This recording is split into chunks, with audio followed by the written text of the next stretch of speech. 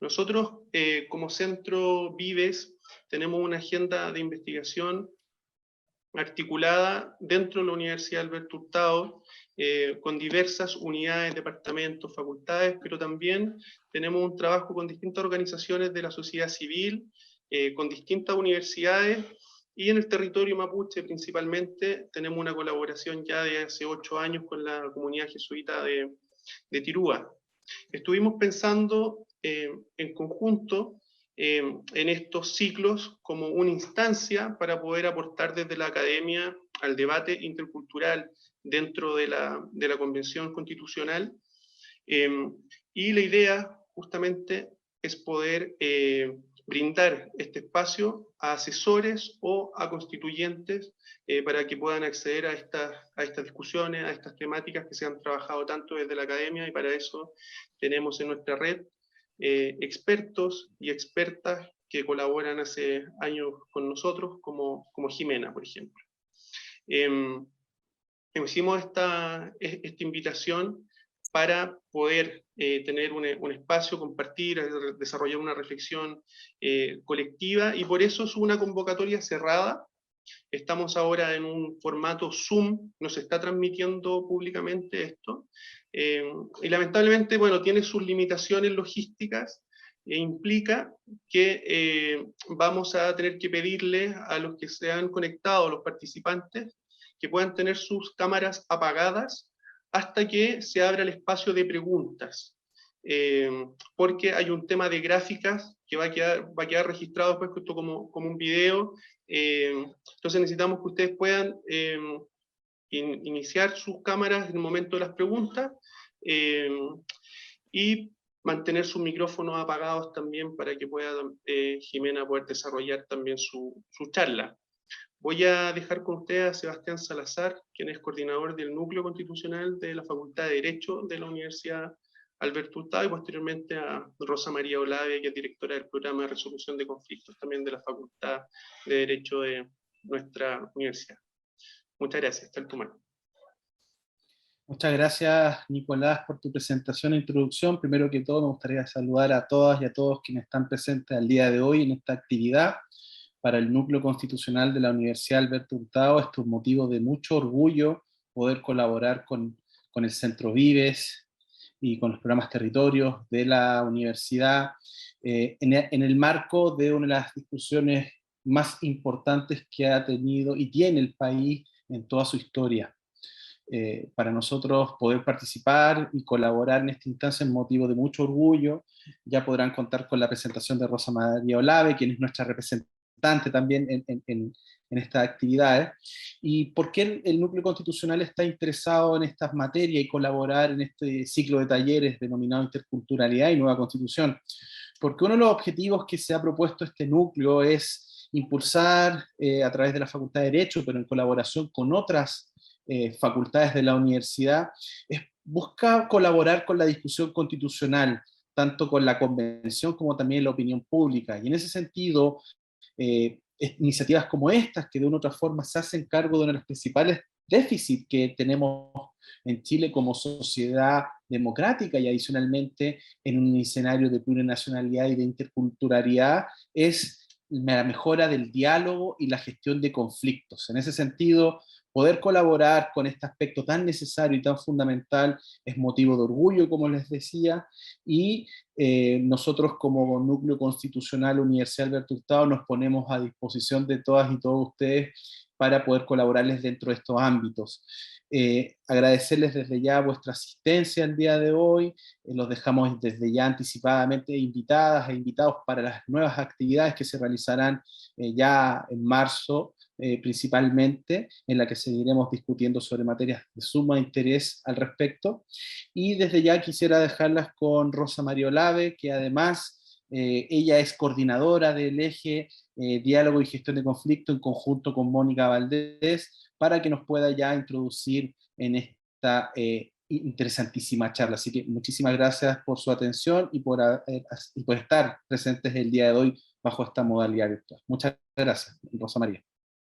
Gracias, Sebastián, por tus palabras y también por la introducción que nos ha hecho Nicolás. Primero, bueno, como decía Sebastián, yo también formo parte del núcleo constitucional de la Universidad Alberto Hurtado y específicamente estamos trabajando en el eje diálogo y gestión de conflictos y desde ahí colaborando con y junto al Centro Vives y bueno, y poder participar de esta iniciativa necesaria, interesante.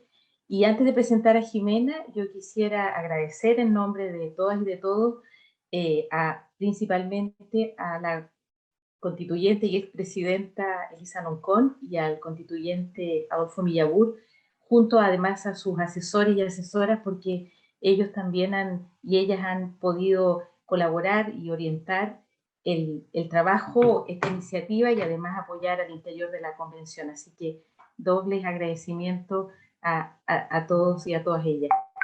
Quisiera presentar a Jimena Cuadra Montoya, que hoy día nos acompaña y bueno, agradecer también su presencia y todo el aporte que nos va a poder hacer en el día de hoy. Ella es máster y candidata a doctora en Ciencia Política de la Universidad de Quebec, en Montreal, con su tesis ya terminada y presentada. Tiene además un máster en Sociología de la Universidad de Barcelona y socióloga por la Universidad de Concepción, la bella Universidad de Concepción. Jimena tiene un alto y ha tenido un alto interés en los fenómenos sociales y políticos ligados al extractivismo, a los conflictos ambientales y a los asuntos indígenas. Y además ella integra la Red de Acción por los Derechos Ambientales Araucanía Rada. Así es que, Jimena, te damos la palabra y como decía Nicolás, cuando Jimena concluya su presentación, la idea es que abramos un espacio de preguntas, comentarios y podamos ahí hacer un intercambio. Muchas gracias por la presentación, muchas gracias por la invitación a este espacio de diálogo. Bueno, antes de compartirles mi presentación, me quiero presentar, más allá de lo que, de lo que ya se indicó.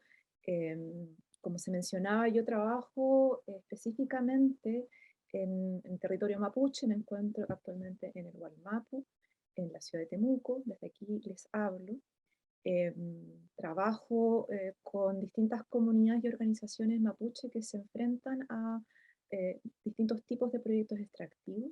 Desde el espacio organizacional que es la RADA, se me ha permitido, en definitiva, extender o pensar maneras aplicadas de llevar adelante mi investigación, así como también ampliarla y correrme, digamos, varios márgenes más allá de mi objeto de estudio y mi campo, mi terreno propiamente tal, ¿no? Y conversar con varios territorios y varios otros tipos de conflictos extractivos que van más allá de mi objeto de investigación, que es respecto a asuntos energéticos.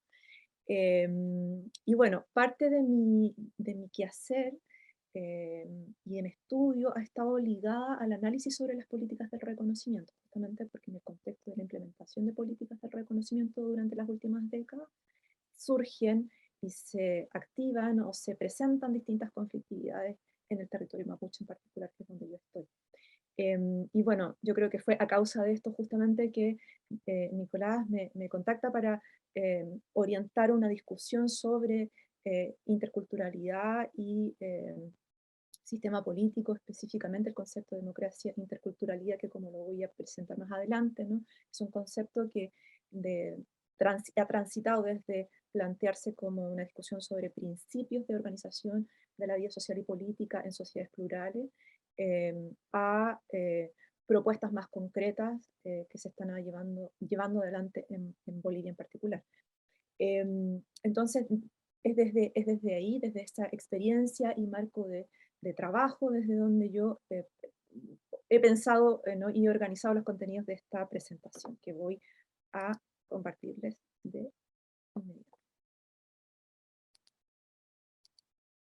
Creo que estar viendo la presentación completa y todo va bien. Bueno, entonces esta presentación se titula, y además recordando que es un primer taller dentro de un ciclo de talleres organizados por el Centro Vives, el programa Territorios y el núcleo constitucional de la Universidad Alberto Hurtado. No me voy a abocar justamente al concepto de democracia e interculturalidad desde una mirada más amplia sobre autonomía e interculturalidad. Bueno, en la presentación, el plan que he organizado aborda 5 puntos estructurantes. Primero, para discutir sobre los pueblos originarios como sujeto político, en el espacio político y en la constitución o la conformación de un pluralismo democrático. En segundo lugar, los conceptos de autonomía y libre determinación, cómo se instituyen y dentro de qué debate se encuentran, de qué debate societal más amplio se encuentran estos conceptos, qué es lo que se entiende por Estado plurinacional, y luego el concepto de democracia intercultural, para detenerme en algunos ejemplos de los que puedo hablar de manera tal vez no tan en profundidad, no es específicamente mi campo de investigación o de trabajo, pero sí de conocimiento, sobre todo cuando estas críticas sobre la puesta en práctica de las políticas del reconocimiento nos llevan a mirar otras realidades. Bueno, en primer lugar, para discutir sobre los pueblos originarios como sujeto político en el espacio político y el surgimiento de un pluralismo democrático, ¿no? En este sentido, yo quiero discutir primero que cuando me refiero a la democracia, y cuando discuto la noción, el concepto de democracia, está pensado en 2 sentidos. Uno, ¿no? Cuando lo entendemos como sistema de gobierno, ¿no? Como marco de lo instituido y que se traduce a través de formas institucionales concretas, pero también al mismo tiempo es un concepto que se refiere a un ideal de relacionamiento y organización en el espacio social, un ideal en el sentido que es portador de ideas. Por lo tanto, ni la democracia ni el Estado son construcciones fijas, universales o clausuradas. Estoy más bien entendiendo la democracia y el Estado como conceptos en construcción, como ideales en construcción y como procesos concretos también que se encuentran en disputa y que han cambiado a través del tiempo, encontrándonos hoy, ¿no? en este debate tan pujante, tan rico, tan estimulante como es el Estado plurinacional que se está discutiendo actualmente en el seno de la Convención Constitucional. También es importante plantear que estas nociones, las nociones que predominan sobre democracia y sobre el Estado, son ideas que se han de alguna manera fijado o que se intentan fijar desde principios eurocéntricos, donde prima una idea liberal de democracia y de Estado, que son herencias del siglo XIX, sin embargo que han ido cambiando, han ido transformando realidades concretas alrededor de distintos lugares del mundo, y no solo de América Latina. Los estados, como voy a tratar más adelante, el concepto de Estado-Nación ha entrado en choque en distintas latitudes, y esto ha llevado a plantear entonces cuáles son esos ideales, esas ideas y principios para la organización de la vida común. Los pueblos indígenas o primeras naciones o pueblos originarios, entendiendo que este es un concepto que también es diverso, se trata de distintas maneras en distintos lugares del mundo, y que parte desde la autodenominación como tales, desde las propias organizaciones y movimientos preexistentes al Estado-Nación, y que desde sus propias realidades fueron articulándose entre sí y estableciendo patrones comunes, y además estrategias políticas conjuntas. Ya estamos hablando del proceso que se desarrolló desde la década de los 70, en que se comenzaron a articular estos movimientos en distintos lugares del mundo, y que se concreta bajo las instancias del derecho internacional y el concepto en español formalizado como pueblos indígenas, pero que también no adopta otras conceptualizaciones como el de primeras naciones o pueblos originarios.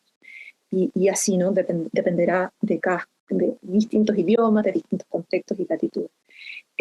Bueno, los pueblos indígenas están contribuyendo, desde mi punto de vista, como lo que yo sostengo, una radicalización democrática con formas pluralistas de constitucionalismo, sistemas de gobierno y nuevos marcos de justicia. En teoría política, cuando hablamos de radicalización democrática, nos referimos justamente a una tensión que los distintos sujetos políticos, portadores de distintas identidades políticas con distintas disputas y reivindicaciones, tensionan hacia el espacio político en cuanto tal para efectos de transformar las maneras en que se organiza la vida social. Y desde este punto de vista, yo creo que los pueblos indígenas están contribuyendo a un tipo de radicalización democrática que nos permite extender y complejizar la idea liberal y predominante y hegemónica sobre el Estado y la democracia. Bueno, también recordar de qué hablamos cuando hablamos de pueblos indígenas y tribales, ¿no? Un concepto que se formaliza en el Convenio 169 de la Organización Internacional del Trabajo, el año 1989, pero que es resultado de una lucha y de una discusión en el espacio internacional, en el espacio del derecho internacional, en que organizaciones en particular fueron, ¿no?, cuestionando a los Estados-naciones y los límites de los Estados-naciones, de los Estados-naciones donde estos pueblos se ubican, por no reconocer y por continuar distintos mecanismos de subordinación que generan desigualdad, generan distintos tipos de injusticia, y bueno, se consagra este concepto que ha sido fruto de todo este debate. Los pueblos indígenas en países independientes, bueno, los pueblos indígenas son los pueblos que habitan en países independientes considerados indígenas por el hecho de descender de poblaciones que habitaban en el país o en una región geográfica a la que pertenece el país en la época de la conquista, la colonización o del establecimiento de las actuales fronteras estatales, y que cualquiera que sea su situación jurídica conservan todas sus propias instituciones sociales, económicas, culturales, políticas o parte de ellas. Este es un concepto que se sigue poniendo en debate y en contextualización respecto a las realidades y a las formas de autodeterminación de cada uno de los pueblos. Bueno, también creo que en este contexto de discusión sobre la transformación del Estado nacional a un Estado plurinacional, un debate que es muy importante de tener en cuenta, ¿no? Es como podemos observar a través de la historia reciente la crisis del Estado-Nación como idea, ¿no? Esta idea del Estado espejo de la nación, y de una nación única donde prima una sola identidad, donde prima una sola representación social respecto a la colectividad que se constituye en torno al Estado. Y momentos claves, bueno, vienen siendo conflictos específicos, y estos conflictos específicos marcadamente están dados por el control de los territorios indígenas. En Canadá, el reconocimiento constitucional de las primeras naciones y pueblos originarios se logra con posterioridad a una disputa en torno a la construcción de una serie de centrales hidroeléctricas en el norte de Canadá, en el norte de la provincia de Quebec en particular, donde se puso en debate el reconocimiento de tratados antiguos, y donde finalmente se llega a un acuerdo con la nación Cree para efectos de el reconocimiento de un territorio, de una autonomía territorial, y así como, ¿no?, la transformación hacia el desarrollo de una constitución que se consolidó con el reconocimiento constitucional. Luego está, ¿no?, en el contexto latinoamericano, hitos importantes se dan en los años 90 en Ecuador con el cuestionamiento a la doctrina del descubrimiento, que rápidamente se extendió hacia otras latitudes dentro de toda la Vía Yala o continente americano. También ese cuestionamiento se dio en el contexto norteamericano, no solo es latinoamericano. Y en México, ¿no?, recordar el levantamiento zapatista del 94, que luego va producir, o que en parte se traduce en el reconocimiento también constitucional, y que desprende una serie de legislaciones sobre autonomía, libre determinación y autogestión de los originarios. También importante de poner en debate, ¿no?, es qué entendemos como Estado. Esta es una definición de diccionario, ¿no?, pero lo importante, y es que algo que ya dije, que el Estado es una formación política dotada de poder soberano independiente que integra a la población de un territorio, pero que es una construcción histórica contextual basada en determinadas ideas predominantes dependiendo de qué sociedad es la que estemos hablando, ¿no?, y que donde se ha establecido determinada forma de concentrar el poder en torno a un determinado territorio. Lo mismo respecto al concepto de nación, es importante volver a esta idea de la nación como construcción social, como una comunidad política, imaginada, como dice Benedict Anderson, que se construye socialmente a través de determinados mecanismos sociales, y donde hay cuestiones simbólico-culturales que forman parte de este entramado que nos une, que nos articula como naciones, a través de, ¿no?, sea el sistema educativo, el idioma, ideas o principios y valores. Entonces, en tal sentido, los pueblos indígenas han también afirmado su comprensión y la definición de estos como colectivo político y por lo tanto como nación. Entonces, ¿cuáles son estos límites del Estado-Nación? Lo primero es la crítica al Estado como espejo de la nación única, después el Estado que se construye como una identidad social de un proyecto hegemónico, pero no de la diversidad de comunidades políticas que habitan un determinado territorio.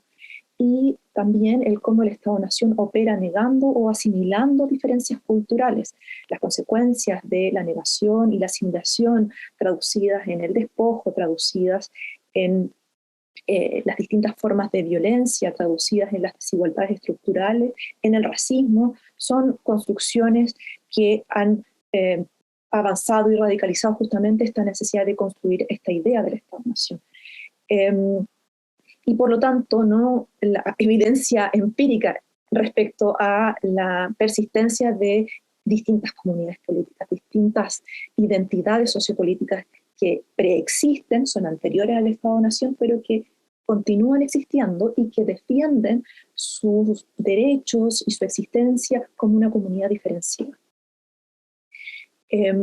Respecto, para hablar ahora del concepto de autonomía y libre determinación, una cuestión bien importante no es cómo entender esta interrelación entre autonomía y libre determinación, que desde mi punto de vista está bastante bien expresado en cómo se define en la Declaración de Naciones Unidas sobre Derechos de los Pueblos Indígenas. Una parte, el artículo 3 plantea que los pueblos indígenas tienen derecho a la libre determinación y que en virtud de este derecho determinan libremente su condición política y persiguen libremente su desarrollo económico, social, cultural. Por lo tanto, hay desde ya se observa un entramado entre esta posibilidad de la libre determinación, entonces va determinando una posibilidad de autonomía como expresión, como ejercicio de la libre determinación. Y en segundo lugar, el artículo 4 plantea que los pueblos indígenas, en ejercicio de su derecho de libre determinación, tienen derecho a la autonomía o autogobierno en las cuestiones relacionadas con sus asuntos internos y locales, así como disponer de los medios para financiar sus funciones autónomas. Es decir, la autonomía es una forma de la libre determinación, pero también al mismo tiempo la autonomía está directamente ligada a las expresiones concretas de autogobierno, que son las que van a permitir cómo se decida por los distintos pueblos los asuntos que les competen, y además al mismo tiempo un reconocimiento de que para que esto sea posible es necesario disponer de los medios para que se financie y se sostenga la gestión de esas determinadas autonomías. Debates que están a la base de esta discusión, de esta conceptualización, es que La autonomía, para sustentarse, requiere el pluralismo jurídico que incorpore el derecho propio de los pueblos y naciones originarias. No basta una autonomía en el sentido de lo retórico, sino que es necesario que se estipule una forma plural de entender el derecho propio de los pueblos indígenas, porque es una forma, ¿no?, del reconocimiento. No es solo simbólico, sino que se debe concretizar. Comprende formas de descentralización que fomente la participación y por lo tanto que entienda la diversidad de pueblos, que entienda la diversidad de formas de organización y que, como implica el concepto de descentralización, se destine poder, por lo tanto, a distintas esferas territoriales. También otro componente de la autonomía son el autogobierno, la jurisdicción territorial, las competencias, la participación y la representación. Por lo tanto, autonomía no es necesariamente sinónimo de autogobierno, sino que hay distintas maneras de llevarse adelante la autonomía, desde el autogobierno, ¿no?, pero también este autogobierno tiene una correlación en términos del territorio al que se corresponde, cuáles son sus competencias específicas, es decir, cómo se opera, ¿no?, y después cómo se concretan las formas de participación y representación. Hay distintos debates respecto a cuáles son las condiciones para la creación de las unidades territoriales indígenas. Algunos plantean que es necesario que exista una fuerte identidad y exista una una concentración demográfica concreta y firme para efectos de que se lleve adelante, puesto que si no implicaría un riesgo de gueto.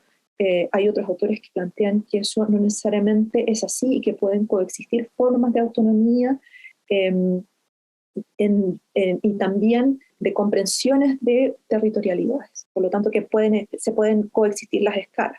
También la situación de los pueblos indígenas en la escala urbana, las grandes ciudades, también plantea otra discusión respecto a cómo se habla de autonomía en las grandes ciudades, considerando que es un fenómeno no solo de la realidad chilena, sino que en muchos otros países, la alta concentración de distintos pueblos en las capitales, ¿no?, cómo se expresa o cómo se les reconoce autonomía a esas formas de organización más allá del territorio ancestral. Respecto al Estado plurinacional, este es un concepto que se formula ya en los 80, ¿no?, en Bolivia por la Confederación Sindical Unitaria de Trabajadores Campesinos de Bolivia. Es decir, es un debate largo, no es una cuestión reciente, no es tampoco un debate que solo existe desde las nuevas constituciones en Bolivia y en Ecuador, sino que hay una larga discusión al respecto, ¿no? Y justamente recordando, ¿no?, la puesta en discusión que desde los años 70 se transnacionaliza respecto a la situación de distintos pueblos preexistentes a los Estados-naciones y que forjado determinadas alianzas, ¿no?, rápidamente esto tiene su correlato en términos de propuestas concretas desde las organizaciones en América Latina, y esto no es lo que sucede en el caso del concepto de Estado plurinacional en Bolivia en los 80. Bueno, el Estado plurinacional plantea la necesidad de reconocer la existencia de distintas naciones indígenas y del autogobierno como condición para alcanzar la descolonización. Por lo tanto, ¿no?, cuando hablamos de la descolonización como objetivo, como proyecto, como horizonte transformador, implica afirmar que la colonización persiste más allá ¿no?, de esta idea de la colonización asociada a la imposición de un determinado imperio sobre otro, o persiste más allá de la idea, como en el caso chileno, o como en el caso chileno en territorio mapuche, en que es el proyecto del Estado-Nación chileno el que termina colonizando el territorio mapuche. No, la colonización persiste a través de distintos mecanismos jurídicos, económicos, simbólicos, culturales, y esos mecanismos siguen imponiendo la idea de una sola cultura, una cultura legítima, una racionalidad que prima respecto de las otras, un sistema de conocimiento que prima sobre otros, y por lo tanto esto se lleva, ¿no?, a también la idea de una idea respecto de la organización sociopolítica que prima respecto de otras, y que lo que viene a cuestionar justamente es la necesidad de reconocer una múltiples formas y comunidades políticas dentro del Estado, y por lo tanto de construir la idea de una sola nación en determinados territorios donde coexistimos pueblos. Bueno, propone arreglos institucionales del Estado que dote a los distintos pueblos o naciones indígenas de márgenes de autonomía y autogobierno. Cuando hablamos de arreglos institucionales, nos referimos a realmente formas de operar concretamente a través de instituciones concretas del Estado, las maneras en que cada pueblo o cada nación o distintas naciones van a tener, ¿no?, estas competencias específicas para llevar adelante sus formas de autonomía y autogobierno. Ponen en marcha formas especiales de representación y de derechos específicos con fin de hacer igualitarias las relaciones, porque constata que las relaciones políticas no son iguales, ¿no? Se constata que el espacio político prima una forma de toma de decisiones de la que han estado excluidos los pueblos originarios. No implica la fragmentación del Estado, sino que la inclusión de los pueblos originarios como reconocimiento de la diferencia indígena y la igualdad entre pueblos. Eso también ha sido parte de un debate que en Chile ha costado muchos años de construir, ha costado muchos años, ¿no?, sumar reflexividad respecto a la particularidad y a la no amenaza que significa este debate, a lo necesario que es este debate. Esta amenaza que muchos actores sienten respecto a la fragmentación del Estado fue también parte de lo que se discutió en los 60, 70, 80, cuando se redactaba el convenio 169 de la OIT, pero bueno, en Chile, después de tantos años, por fin estamos, ¿no?, avanzando en pasos más concretos al respecto. Bueno, las dos constituciones donde se afirma el Estado plurinacional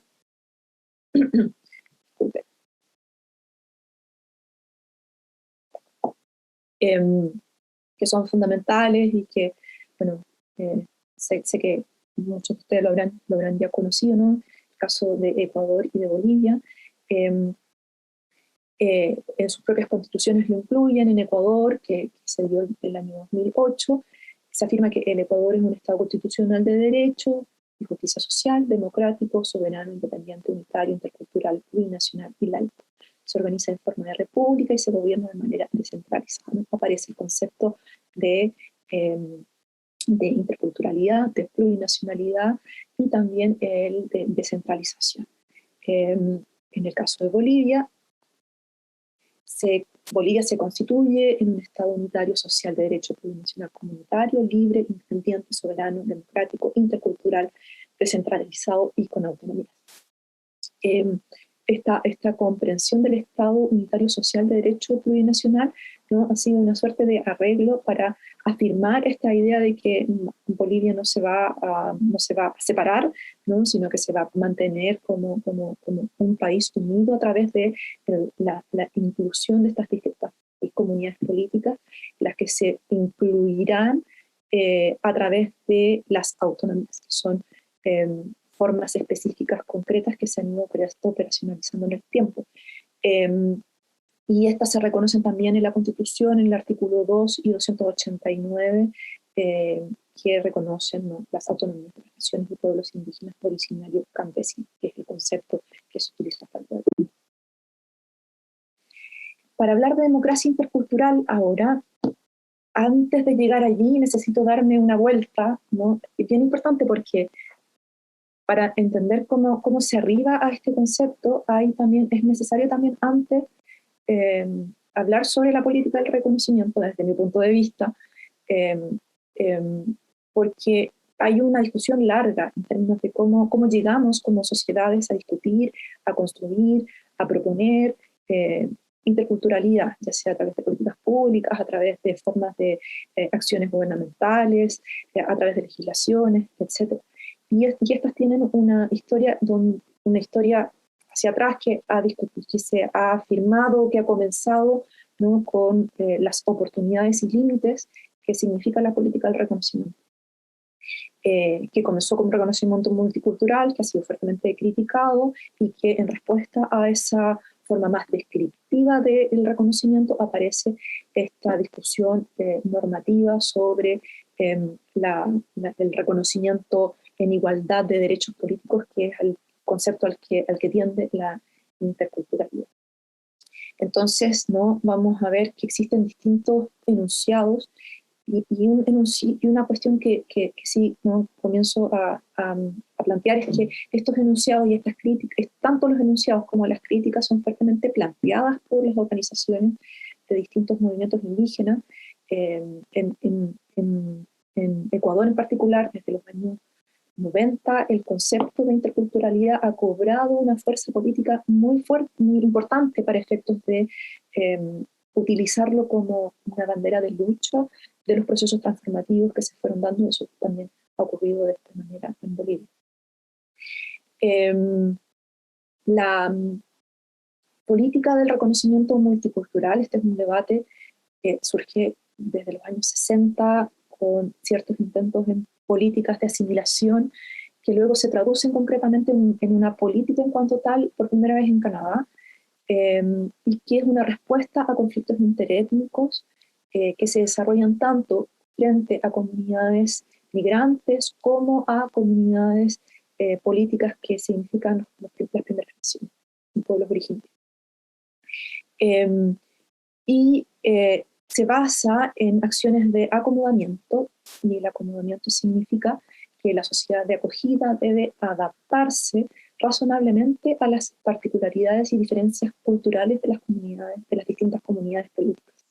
El concepto de acomodo razonable no es una idea que ha primado fuerte en Canadá, que todavía es muy vigente, y que plantea que las distintas comunidades políticas pueden coexistir, pero que entre unos y otros es necesario hacer ajustes para efectos de que se lleve adelante una coexistencia de estas diferencias culturales.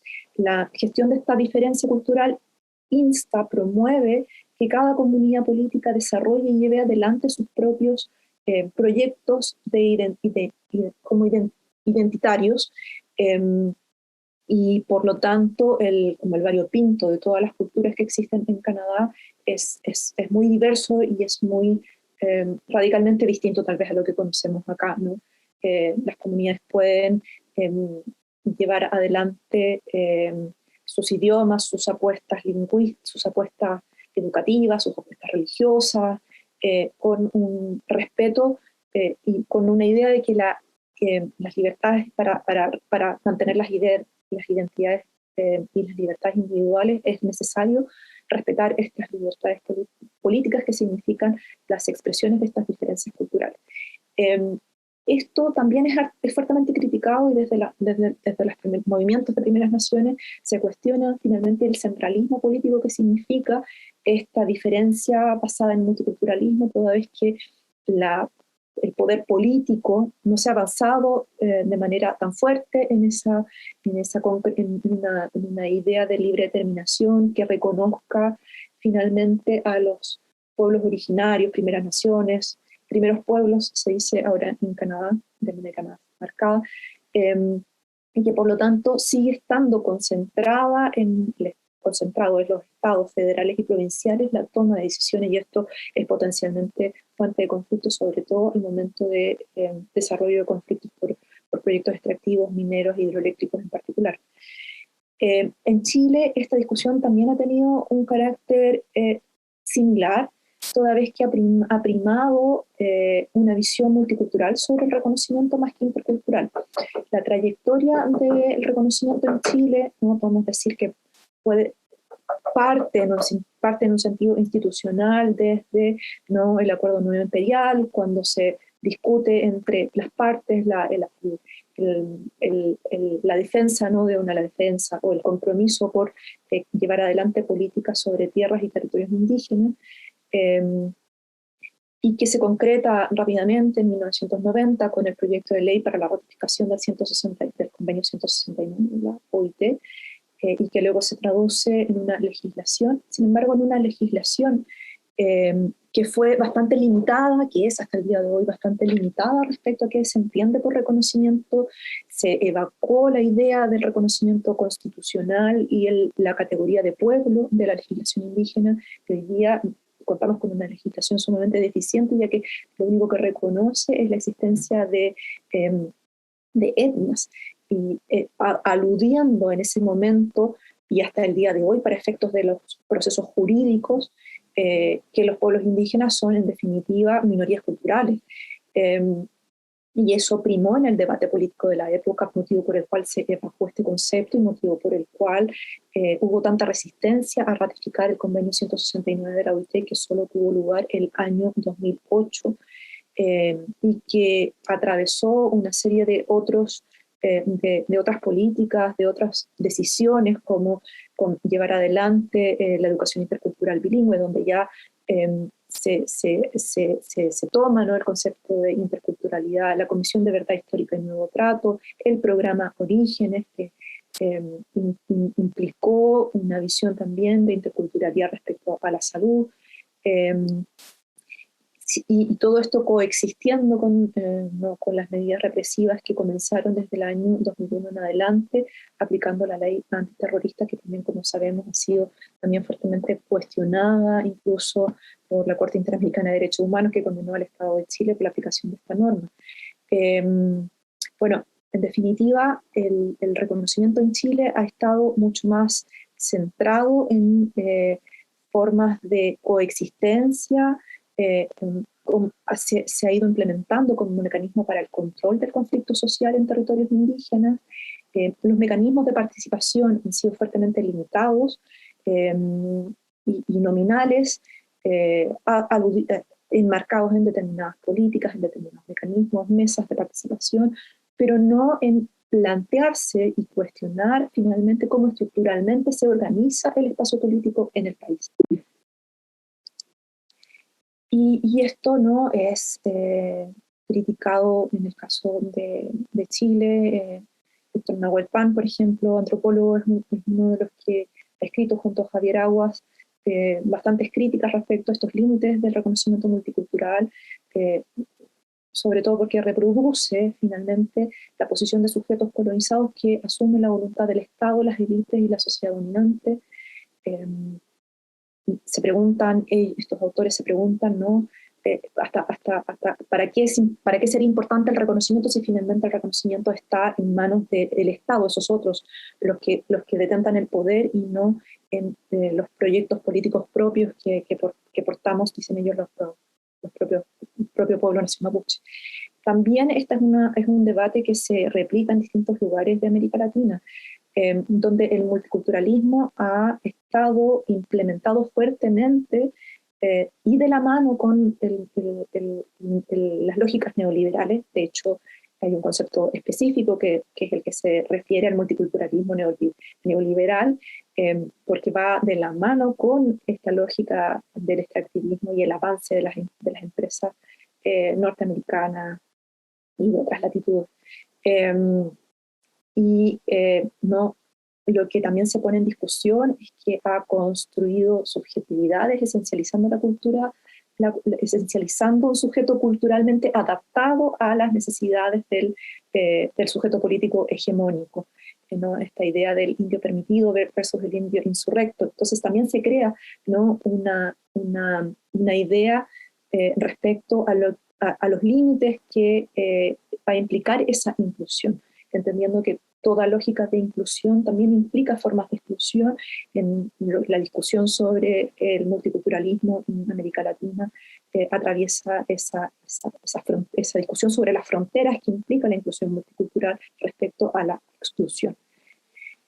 Entonces, ¿no?, el multiculturalismo ha implicado, es un proyecto de gestión de la diferencia que se basa en la gestión de la diferencia cultural, pero que implica subordinación política económica, donde se le otorgan a determinados grupos determinados derechos,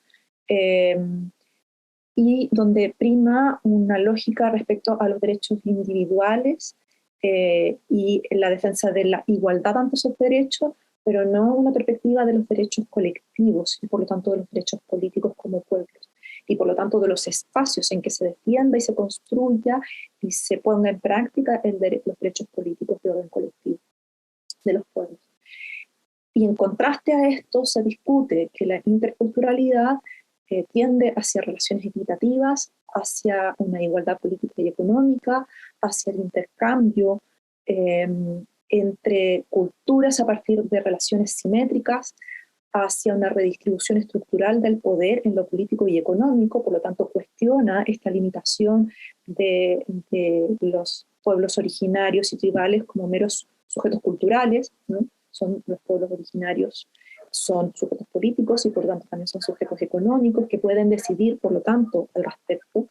Y por lo tanto, donde lo que se discute es que exista una primacía de los derechos colectivos y de una igualdad sustancial y no meramente nominal.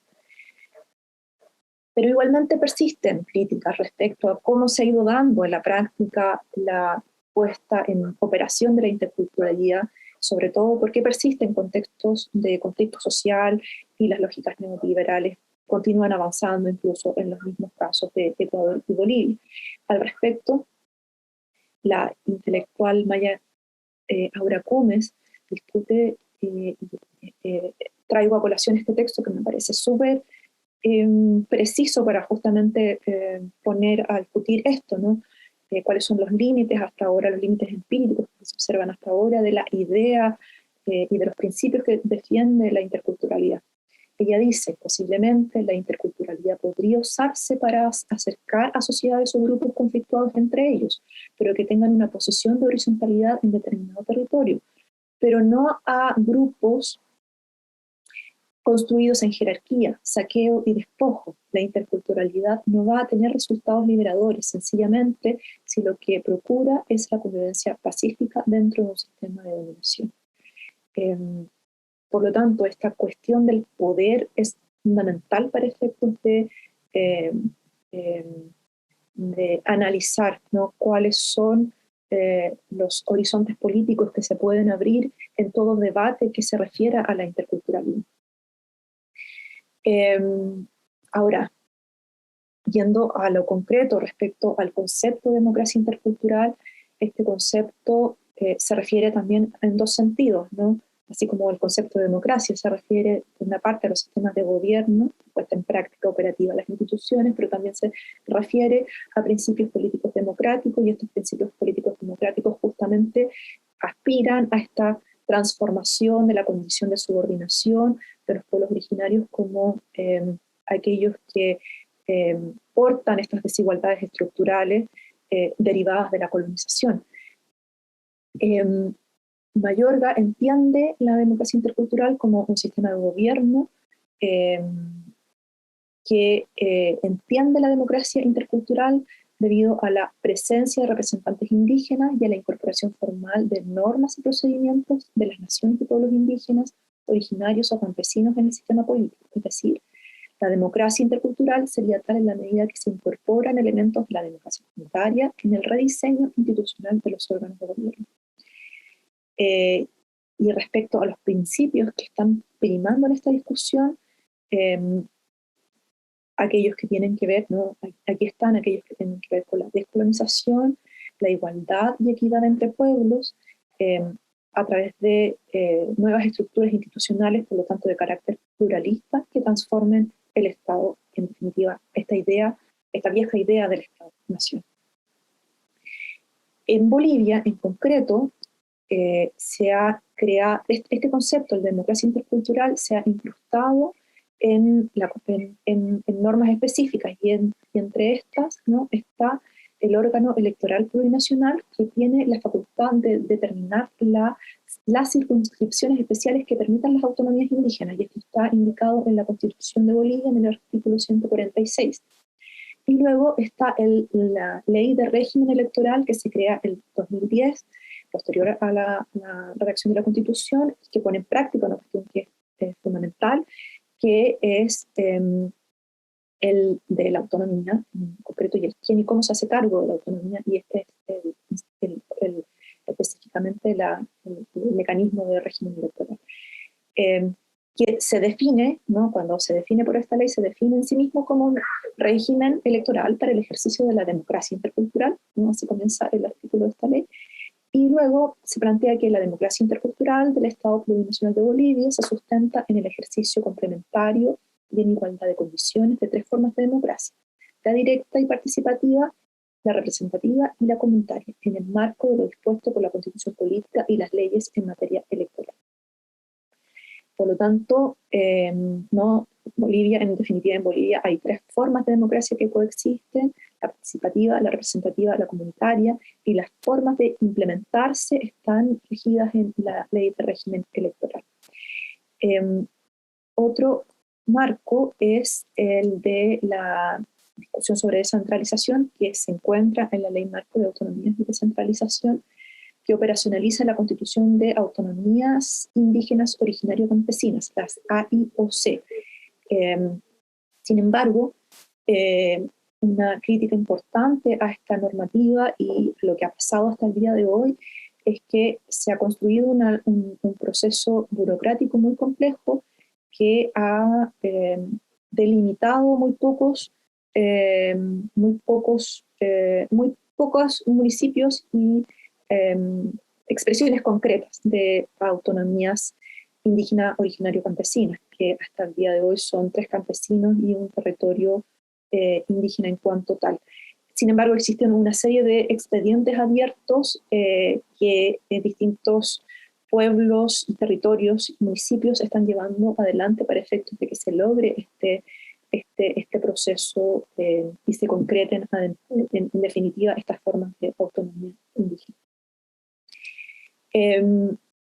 Más allá de Bolivia, no sé si todos, digamos, desde un sentido, un concepto, un significado abierto de democracia intercultural y de aperturas democráticas, algunos que creo consideran estas distintas formas de regímenes democráticos y que logran en definitiva descentralizar poder, redistribuir, generar mejores condiciones de equidad y de igualdad. Por ejemplo, uno en el territorio indígena de Nunavut, en Canadá, que se definió como provincia el año 99, para otorgarle autonomía a los Inuit, que es un pueblo originario del contexto canadiense. Los Inuit no son una primera nación, sino que son un pueblo originario distinto de los reconocidos como primeras naciones en Canadá, y que son básicamente el pueblo que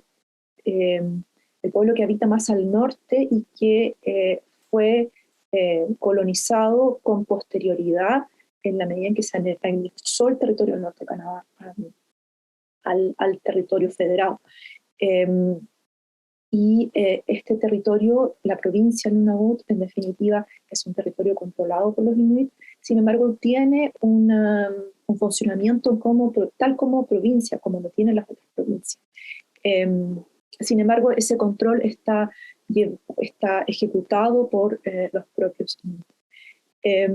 Otra expresión también en Canadá son los autogobiernos indígenas a escala territorial, a nivel de las reservas indígenas, y que está asociado, en definitiva, que le atribuye. No existe una definición única al respecto, porque en definitiva cada primera nación y cada consejo, y por lo tanto cada forma administrativa o consejo de banda, genera acuerdos específicos según la pertenencia a qué pueblo o primera nación corresponda y qué tratados haya firmado con la corona, como se dice allá. Por lo tanto, qué acuerdos mantiene válidos con el Estado federal. Pero lo cierto es que esta escala territorial, que es un símil a un pequeño municipio, permite gestión económica, educacional, de salud a escala del territorio. Y son, digamos, también formas de gobierno propios que han permitido darle mucha fuerza a las políticas sobre salud, educación y también a la revitalización cultural y la toma de decisiones a escala local. Sin embargo, no es suficiente para efectos de territorios considerados como ancestrales, donde pueda existir, por ejemplo, decisiones extractivas mineras o hidroeléctricas, donde no necesariamente existe un reconocimiento en todos los casos de una competencia de los gobiernos indígenas a escala local. Otros son los ejemplos del Parlamento Sámi que existen en Noruega, Finlandia, Suecia. Es un parlamento similar al parlamento de cada uno de los países. Se ha ido estructurando de manera diferenciada en Noruega, Finlandia y Suecia, pero les ha permitido a los Sámi construir un mecanismo de democracia representativa que surgió como ente consultivo a escala de cada uno de los países, que se fue concretando desde fines de los 80, también muy en coexistencia con el debate sobre los derechos de los pueblos indígenas en el seno de Naciones Unidas. De hecho, Noruega es uno de los primeros países que firma el convenio 169 de la OIT. Sin embargo, en los otros países esto no se reconoce debido justamente a las diferencias de la cultura jurídica de estos otros países, pero que sin embargo donde se mantiene un parlamento Sámi, ¿no? Y hoy día en lo que están es en generar una suerte de acuerdo internacional entre estos países, incluyendo a Rusia, donde también están los Sámi, para coordinar a los estados y a los parlamentos para efectos de la concreción de la toma de decisiones de los estados con los Sámi como un solo pueblo, como un pueblo por lo tanto transfronterizo. Es súper interesante a observar en el caso de también las realidades de los pueblos transfronterizos, como también es la situación que distintas situaciones de pueblos en Chile, en particular el pueblo de Nación Mapuche, un pueblo transfronterizo, y que también existen lógicas propias de la toma de decisiones, como el tránsito entre fronteras, que también requieren la coordinación entre países y estados. Bueno, con eso quiero terminar para darle a ustedes la palabra en esta presentación que después les dejo. También se incluye en la lista de referencias, y también el equipo de la Universidad Alberto Hurtado ya dispuso de una suerte de folleto de conceptos centrales que han sido discutidos en esta presentación que preparé y que están a disposición de ustedes. También mi correo electrónico está aquí para que si tienen después cualquier comentario o pregunta me lo puedan hacer al correo electrónico. Muchas gracias por su atención y por supuesto ahora nos queda un buen tiempo para conversar. Muchas gracias, Jimena. Súper interesante y claro todo lo que fuiste presentando. Y bueno, abrir un espacio ahora de consulta o de comentario para quienes están siguiendo este taller. Aquí está Rudecindo. Muchas gracias, profesora Jimena. ¿Quisieras preguntarle algo, Rudecindo? ¿O algún comentario en especial?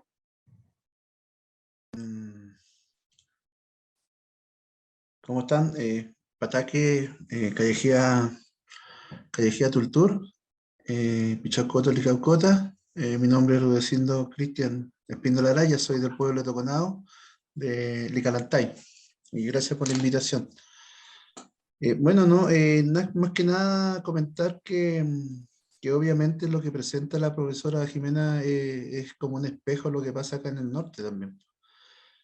En el tema del despojo, la violación de los derechos indígenas humanos que nos pasan también, y obviamente con todo lo que está pasando, que está en la palestra con el tema del litio, obviamente, que nos afecta porque derechamente es una situación que se hace a espalda del pueblo, sobre todo del pueblo Nación Licalantay. Entonces todo lo que presenta acá la profesora es similar a lo que pasa con los hermanos mapuche en realidad, con respecto a todo lo que es los derechos que son diariamente violados, ¿no es cierto? Y donde se reducen los espacios políticos, y hay todo un tema fuerte en realidad. Es importante mencionar que nosotros en este momento también estamos pasando por el tema que mencioné recién, que es el tema del litio, ¿no es cierto? Donde se está sacando agua a destajo, ¿no? Donde se está secando o destruyendo derechamente el salar de Atacama en realidad. y esto va a pasar obviamente en los salarios altos andinos. Me refiero a los salarios de Tara, de Puxa y los salarios de Maricunga más hacia el sur, en la hermana Copiapó. Entonces, por eso es importante también poner en la mesa estas temáticas donde obviamente la invisibilización por parte del Estado, ¿no es cierto?, y es continua y daña y provoca ese quiebre social dentro de las comunidades y más que nada no solamente un extractivismo medioambiental, sino que también existe un extractivismo social en las comunidades donde derechamente las comunidades colocan dinero y generan una división interna entre los comuneros del pueblo Licalantay y el pueblo Goya, o los mismos hermanos Aymara o Quechua más hacia el norte. O sea, nosotros igual tenemos la misma problemática. Lo que sí lo digo con mucho respeto es que la causa mapuche, que es justa, es muy justa por cientos de años, se centraliza mucho en este país. Y lo que está pasando en Atacama está totalmente invisibilizado. Invisibilizado. Nada, o sea, nosotros caminamos desde Toconao a San Pedro 40 kilómetros el otro día, casi 10, 12 horas, ¿no es cierto? Caminata, eso no sale en los diarios ni nada. Y obviamente también se refleja en lo mismo, por eso lo decía que uno ve los noticieros que están en Santiago y todo el día hablan políticos, economistas, capitalistas, pero no habla y no llaman a ningún representante de nosotros como indígenas a mostrar la otra cara de lo que existe en los territorios, porque eso el país se encarga de invisibilizarlo. Y el trabajo de las mineras es tan perfecto, tiene un equipo un regimiento de profesionales, de abogados, de psicólogos y todo esto, que cuando se sientan a la mesa lo primero que hacen es doblarle el brazo a las comunidades. Nosotros estamos esperando años todavía que se devuelvan, ¿no es cierto?, y se haga cargo el Estado de las peticiones ancestrales de territorio que también nosotros tenemos. Es lo mismo que está pasando con el pueblo mapuche, lo mismo pasa en el pueblo Licalantay, pero estamos opacados, ¿no es cierto?, por el centralismo. Este centralismo que ha matado por años este país. Entonces, y se sigue dando hasta días atrás, con esto termino, cuando entregan las 2 cuotas del litio, ¿dónde se decide? En Santiago. ¿Y qué pasa con el resto del país? ¿Qué pasa con los pueblos originarios? ¿Qué pasa con nosotros? Entonces, imagínense la misma consulta indígena, porque ahora salió como con bombo y platillo y nadie sabe cuándo empieza y cómo se va a hacer, nada. O sea, es toda una máquina de manejo que existe en este país.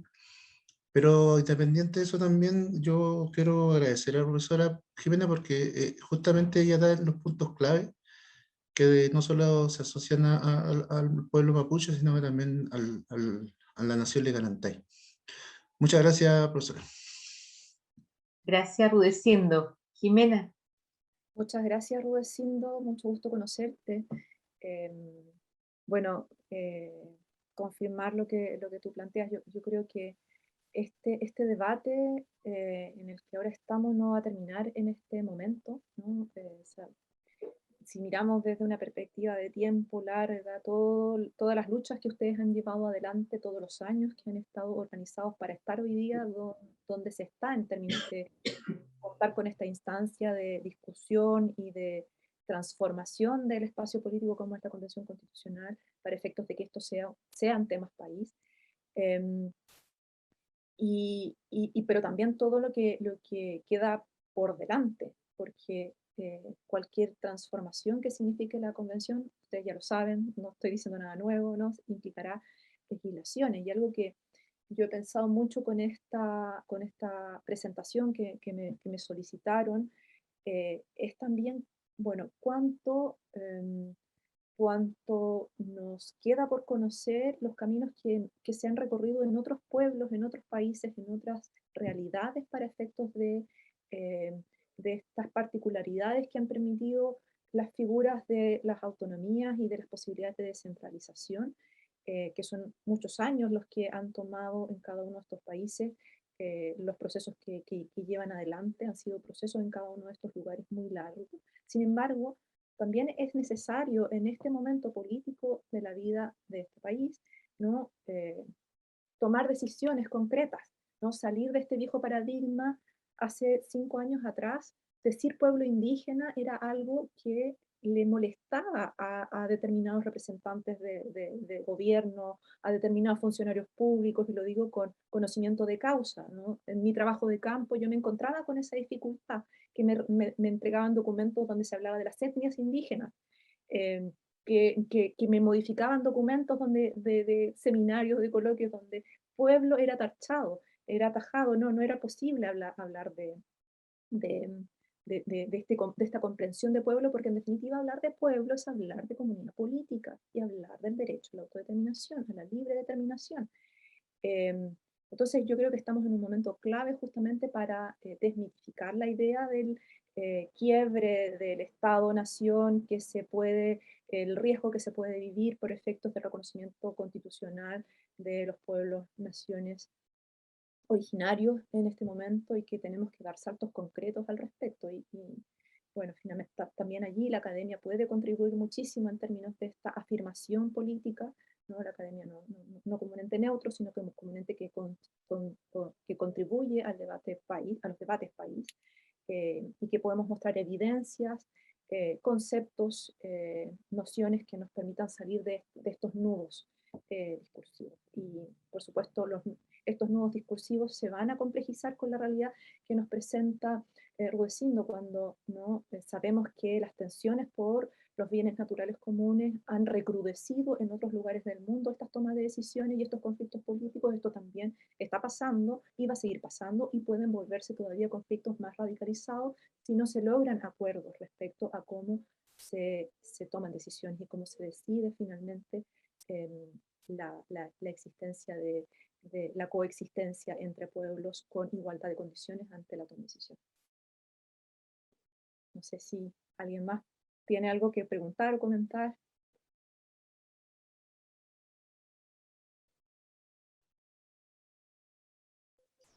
Yo, Jimena, bueno, primero agradecer tu presentación y comentarte un poco, bueno, en virtud de lo que has visto en la contingencia y del debate mismo que se ha ido dando en la convención, ¿qué riesgos tú identificas, o también qué posibilidades, más bien, existen de que se pueda consagrar realmente una interculturalidad al interior de nuestra estructura democrática, finalmente, que vaya más allá de, como tú decías, este reconocimiento que puede ser más bien retórico, simbólico, cosa que no es menos importante, pero que en última instancia también requiere subvertir o superar las estructuras de dominación y de concentración del poder que hoy existen en nuestra sociedad.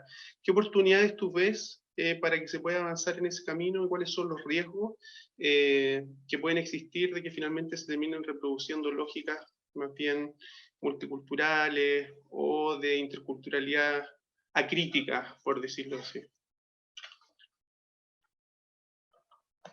Bueno, yo creo que esta ya es una oportunidad, ¿no? La oportunidad que nos otorga el debate constitucional. Y también la oportunidad que significa las características que tiene la convención, que tiene el Pleno.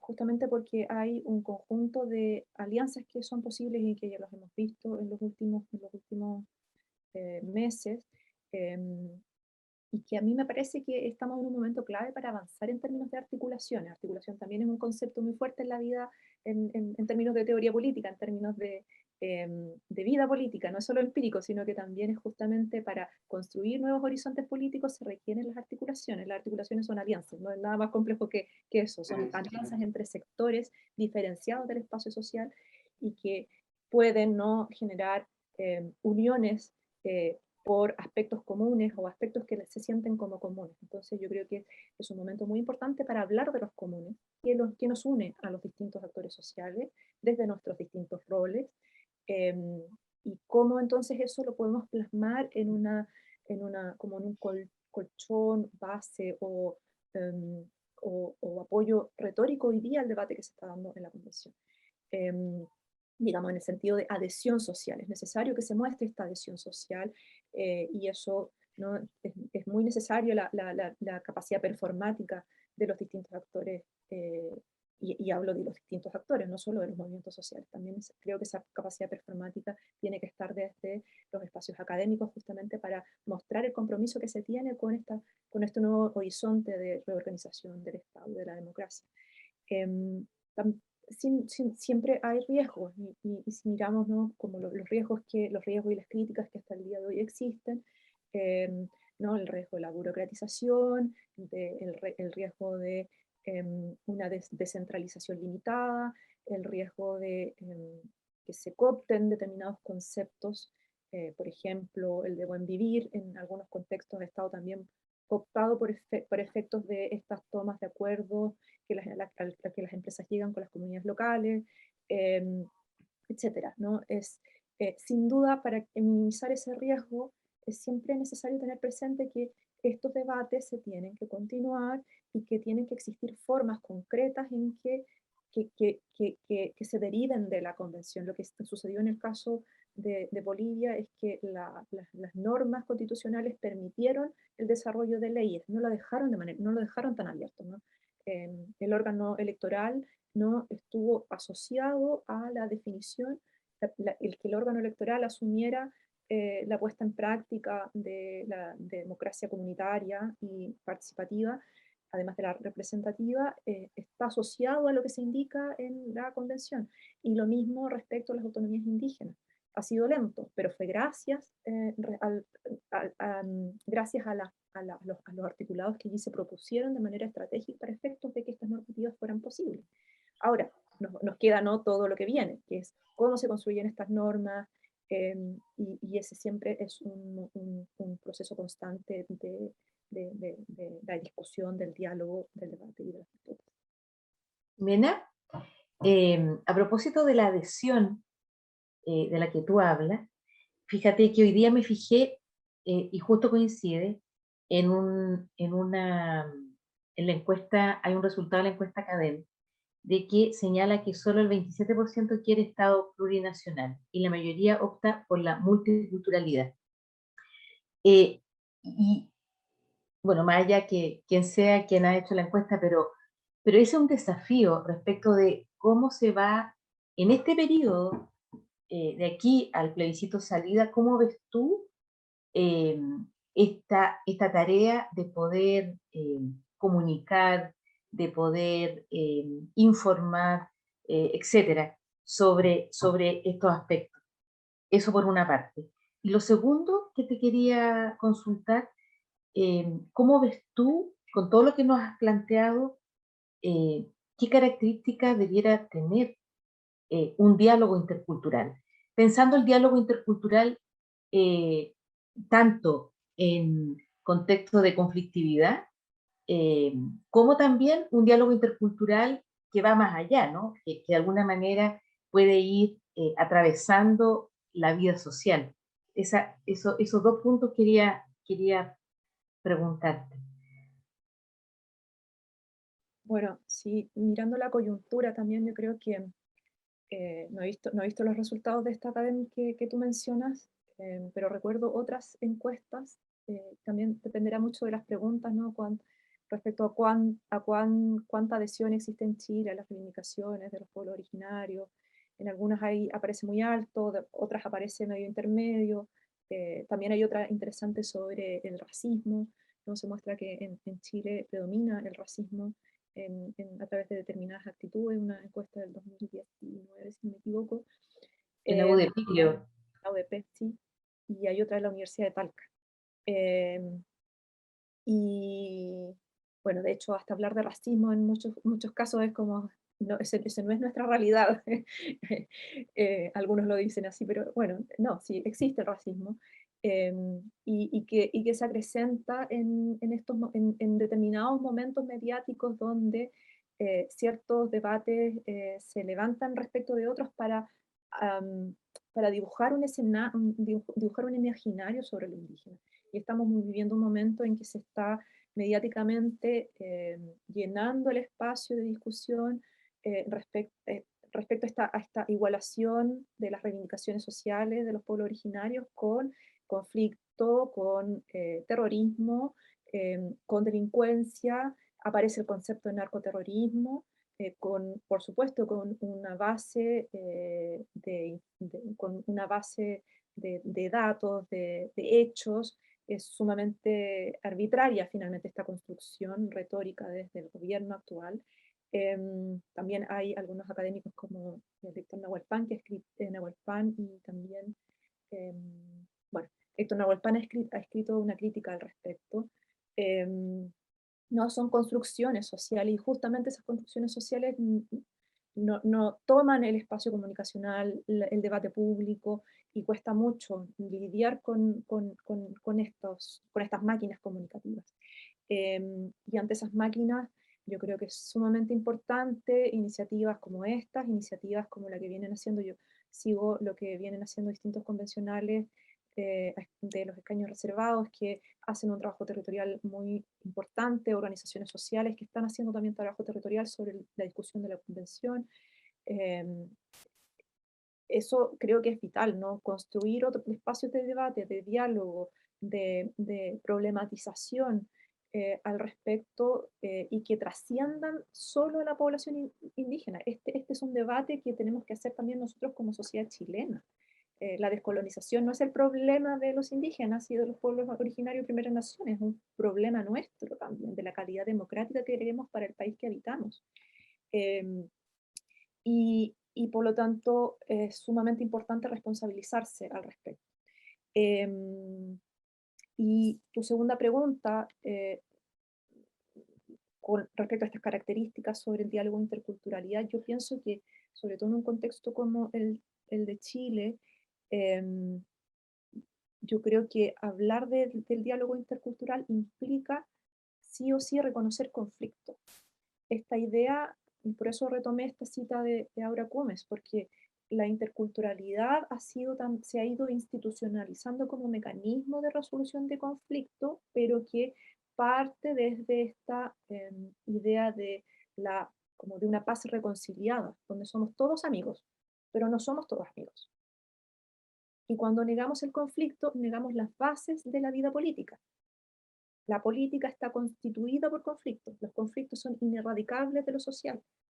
Los conflictos se pueden abordar, los conflictos se pueden generar con espacios de negociación. Desde lo que yo conozco, que me disculpan, pero es súper mapuche centrado, yo trabajo y vivo acá, pero sé que cada pueblo tiene sus propias normas para efectos de discutir el derecho propio, el discutir las formas de diálogo con los otros, las metodologías. Existe un derecho propio donde existe también qué es el diálogo con los otros. Y aquí en los mapuches el concepto de negociación política es súper fuerte. El parlamentar se dice en español, pero es una práctica, el coyantún en Mapuzungún, pero que uno lo ve en la cotidianidad con una forma de diálogo que es muy concreta, que que se desarrolla a través del NUTRAM, que reconoce las autoridades específicas de cada territorio, y donde el diálogo el largo diálogo es súper importante, pero también es importante sobre las bases de la existencia de la diferencia.